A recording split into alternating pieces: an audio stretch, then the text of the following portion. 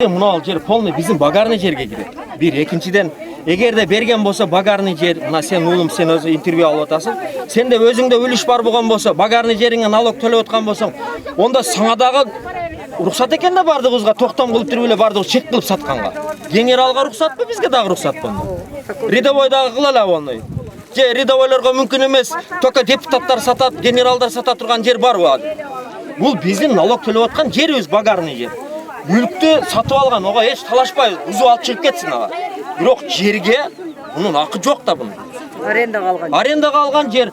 Бул учебный корпус кылып туруп, мына азыр бул жерден дагы алып кетип калып, трансформаторларды коюп коюптур. Мына жерде военный база кылып туруп, мурда 94-жылдары, 96-жыл, 97-жылдары буларда военный учебный корпус болгон эмес. Учебный корпус болгону баягы танк эмелерди алып келип туруп эле убактылуу бизди элди алдаганга берге учебный корпус кылып ат келип коюп турган.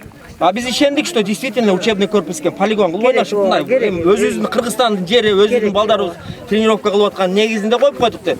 Бирок буну кийинкисинде мынандай фиктивный документ менен сатып алдык деген бул онда биз каршылыгыбыз жок. Эгерде генералга болгон болсо бардыгыбызга берсин, бизге дагы. Жери тап берсин, мамлекет. Биз дагы сатайлы ошондой эле. Генералда. Ооба, генералда эле сатышка укугубуз болсо керек. Бардыгына токтом бирдей чыгыш керек да Кыргызстанда. Туурабы? Мына жер мына көрбөйсүңбү, мына чек кылып сатып бериптир. Бул үлүш. Мына үйдү уже бул. Ушу негизинде билдик да. Муналардын бардыгынын балдары бар, биздин балдарыбыз бар, үйлөнө элек. Ар бирине 3төн бала бар, чек ала элек. Азыр бизге келсе, мына авамдар айтып аткан болсо, сүйлөп атат. Бизде мына силерди чегиңерди кылып шу жерди сатып алсам, силерге мечит менен спортивный комплекс кылып берем. Спортивный комплекс кылып берсе, бизге дагы эле өзүбүзгө пулга аренда менен киребиз да, балдарыбыз кирет. Мечит, медресе курган болсо дагы эле платный болот да ошол. То есть частный заведение кылып, мына жериңерди сатып берип туруп, силерге ошондой кылып куруп берем деп алдап атат. Суроо болуп атат да, угуп туруп.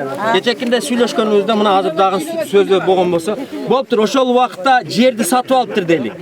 Ошо Союз убак 94-жылы бизге келгенде багарный жерди бул 96-жылы сатып алды дейли. Багарный жер 1 метр, 1 метрге 1 метр квадраты 100 канчасы? 1100дөн болгон. 1 метр квадраты 1100дөн болгон.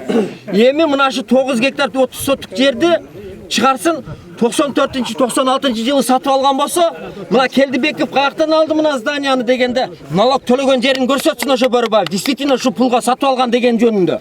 Бар бекен налог. Ошол налогдор каерде, кайсы бизнесмен ушул жерди сатып алды экен ушул жерди?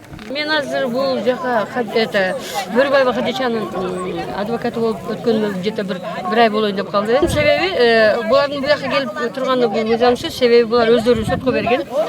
Сот негиздеп карап чечим чыга элек. Биринчи жолу 6-июль айына коюлган.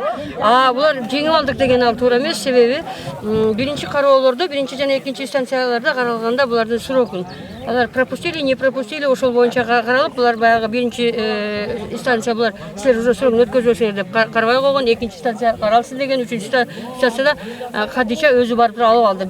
Ладно, болуптур, негиздеп каралсын. Азыр 6-июльда ушул боюнча негизделип каралат. Бирок мен документтерге караганда бул жер Кызыл Кыштак айылынын өкмөтүнө 1997-жылы Бөрөбаева Хадичага Бостон кооператив, ассоциация кооперативи болгон экен. 6 эмеден турган кооперативден ошолор саткан экен. Ошондо сатканда гараж 6 гектар жери менен деген экен. Азыркы күндө ушул жерлер элдин үлүш жерлери болчу эле мурун.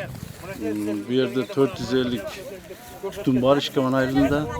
83 дыйкан чарба, 37 гектар үлүш жери бар. Азыркы күндө айыл өкмөтү сотко өткөрүп берген. Азыр сот карап атат. Эми соттун чечими чыккандан кийин дагы кошумча маалымат беребиз.